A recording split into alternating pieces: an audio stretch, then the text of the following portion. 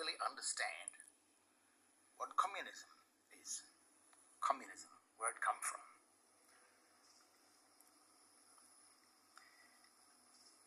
And it's because people don't understand the three principles of law, the three law systems. There's three law systems that operate in this world. The first is, someone's probably dying of you know what. The first law is common law. That's the law, or common law is land law.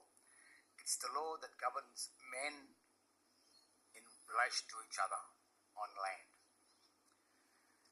The second type of law is maritime law, and that governs ships at sea, how they interact with each other.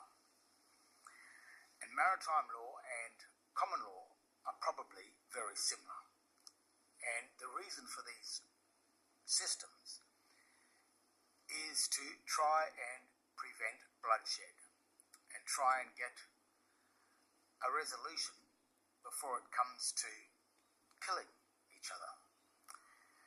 And what it also does is that when the protocols of law, whether it be the land law or the law of the sea, which is maritime law, if certain protocols such as notice of default and notice of acceptance, if these things haven't been accepted and a hostile aggressor takes over a country in violation of these protocols of law, then that aggressor never legally holds the ownership of that land. And that's the reason for these types of law, this land law and law of the sea, law of the land, law of the sea. But the third type of law is the law that governs the crew members on ships. And that's the sort of law which is statute law or stone law, the law that's been written as a statute. They are rules, terms and conditions and rules of a ship, which means that when you become a crew member on a ship, someone else's ship, the moment you enter onto that ship, you then become subject to those statutes and codes and the rules of that ship. And that law is called admiralty law, which sort of makes sense because it's not shipping law as governing the process between or the interreaction between two ships, but this governs the interreaction between the skipper and the crew on a ship. Now, the thing is, with shipping law, all commerce and all corporations operate under this shipping law. Because in ships, if you want to be on the sea, you must be incorporated with a ship, with a vessel. And if you are not incorporated with that vessel, then you will drown. So, an incorporation with a vessel on the sea is very important. And same with in the rules of commerce, when you want to enter into the rules of commerce, which operates under the law of the sea as well, then the corporations also operate under the laws of the sea, the law of shipping, the maritime laws. So that in a corporation, which is really a ship without a ship, a corporation has all the same manifestations of a ship, has all the same sort of paperwork, but the ship itself is fictional. The ship doesn't really exist. It does on paper. So therefore, when you become a citizen of a corporation, you become subject to the same type of admiralty law that the crew members on a ship are subject to. You do what the captain says. So in a corporation, the captain of the ship is basically the magistrate in a courtroom. And when you don't follow the rules of that corporation, which is the rules of that corporate or that commercial shipping entity, then you are subject to the penalties in relation to those violations of that ship. That's not land law or law of the sea or maritime law. That's shipping law, the law governing crew members on ships and also governing citizens within a corporation. Now, corporations are a thing that's designed by a government, by a de jure government of a country, of a land. And what the land does is it creates a debtor corporation,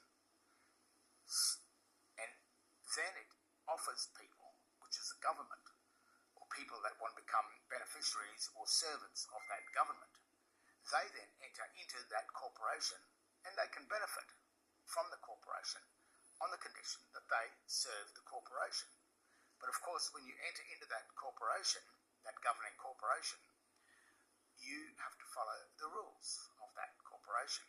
That's why a citizen must apply for a driver license and then follow the rules of that corporation, of that driver license, in relation to what that driver license is. So when you go on the road, you have to follow those rules. But something very odd has happened in the 1900s, or around then, 1920s. The first internationals, the first 4 internationals were born. And an international is a corporation not deriving from the de jure country of where you were born, but it's an offshore company. It's a thing that derives from no land base. It's international, meaning not national. And communism is the ruling system, which is within those international corporations. They are still bound by this thing called admiralty law. Those international corporations are communes, or that's where the word communism is coming from. It's the governing of those international corporations. And you will notice that all of these communists, these first 4 communists, these first 4 internationals, they all operate under military rule. You'll see that the atrocities caused by Hitler and Stalin, Pol Pot, Mao Zedong, all of these incredible, brutal dictators were the heads, they were the magistrates of a private international corporation. And when you become a citizen of an international corporation, you are no longer considered human, because a citizen of a corporation legally is considered a creature, which is an animal. A creature is an animal in the Webster's Dictionary. So those citizens of an international corporation, such as the Commonwealth of Australia, that is registered to the United States Securities and Exchange Commission, which is a company of the United Nations. And United Nations is an international. It has no land. It depends on all of the corporations that have joined it to accept or to take the equitable title of those lands, but it doesn't have any land itself. It is a total, absolute fiction. And those people that have joined these international companies, these corporations, and subjected themselves to this admiralty communist law governed by these dictators and military pirates because they don't have any land, you have done that on your own ignorance of the knowledge of what these three laws are. Law of the land, common law, that relates to men on a sovereign piece of land. The maritime law that relates to the interaction of ships on the sea.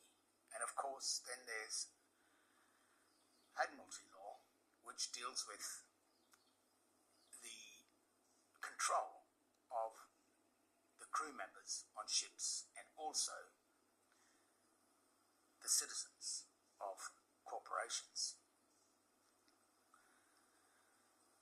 So, if you don't understand these simple principles of law, then you may be a citizen of a private foreign corporation trying to claim some sort of sovereignty or some sort of a common law right. And you are basically going to make a fool of yourself to the heads of these large international pirate corporations, such as the United Nations. So the real way out of this is that you must somehow start to consider the surrendering of your citizenship, your crewman side, your crewmanship, standing in these corporations. And you've got to come back to, if you're on an international ship, into a passenger side standing. And that's why I've been harping on about these two birthing certificates. One is the state birth certificate, which is what you've almostly got. That allows you to be a citizen on their ship. But the other certificate is the thing called the certificate of birth, which is the original setting up of the trustee ship. And that one puts you on as not a beneficiary, which is a benefiting servant from that corporation, but as a benefactor of that trusteeship. The benefactor is like the passenger. He may take no benefit, but he holds directive power over that trusteeship. He directs the captain of a ship. The ship directs the crew. The crew are the trustees of the captain. The captain is the trustee of the benefactor or the passenger of that ship. And these two birthing certificates identify where you stand on a ship. Now, when you're incorporated into a ship, the word incorporated means you and the ship are together. If you were separated at sea, you would drown. And what they've done is they've taken your Christian name and your surname, so-called surname.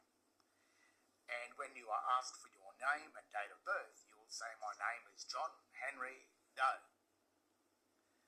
which is an incorporation of the Christian name and the surname. The moment you have identified you as an incorporation, you will come under the international commercial law of shipping straight away. And then when they ask you for your date of birth, rather than giving the date of birth of your Christian name, you will give the date of birth of the surname. And of course, the surname is the serpent of the sea name. And the serpent of the sea name, the surname, is the name that creepeth up from below, that comes from the sewer. And any corporation that operates on land is connected to the sea via the sewer, which is the man-made channels that flow the water from land to the sea. That's its connection. That's why the symbols of Satan is always the goat. And of course, the goat, G-O-A-T, in the legal dictionary means the sewer. So all this satanic ritual stuff is what's happened in order to be able to, for them to be able to conjure up this piracy system that should not be on land, but is. If you can get back or if you can stand on your own 2 feet without having to accept a benefit from these corporate, foreign, international, corporate states, big word. If you can stand without being dependent on them, or if you can exist without the benefit, then you have a greater chance of stepping back into the benefactor side of this trust. And the way I see it is that maybe that is the only real saving grace that you have, because while you are a crew member on these ships, you are absolutely, totally at the mercy of the captains of these ships. And of course, corporations only operate on profit, and if you interfere with their profit margins, whether it be legal or illegal, you will pay the price. Because the bottom line for a corporation is not the safety of the people. A corporation's only effort, or only moral, or only standing, or a corporation's only motive is profit and keeping the corporation afloat. If it goes into debt, it sinks, and all those that are on it will sink with it. The corporation may want to cull its costs. It may want to drown its crew. And when you understand this type of international shipping law, this trust law system that has no mercy for citizens or its crew, as the history of the British Admiralty, you can see this in the British Admiralty, the history that how they get these crew members onto their ships and what they do with them, and the stealing of their estates. These things can affect or can greatly damage your life if you remain as a crew member on these untrustworthy corporate ships in the Sea of Commerce. So that's what communism is. It is actually Admiralty law. It is the people that serve a corporation, which is a corporation is a community, a commune. And those people that willingly enter into that become subject to the military dictatorship of communism. And as we all know, the history of communism is not very good when it comes to the lives of people, because those people that have become citizens have lost their standing as people. They've become the dead entity, the dead corporation, the trustee of a dead corporation. Corporation is dead speaking. So all of these things you're being told, it's all there in front of us, but we just have to start looking, and you've got to start thinking and using your brain a little bit more. The most dangerous thing to man, his family, and his business is his enterprise, his government. That's the thing in history that has done more murdering and more destroying of people than anything else in the history of this planet. So be careful of the Nephilim, who are the giants, who are the large international corporations of this planet. If you don't know how to control them, they can be a very dangerous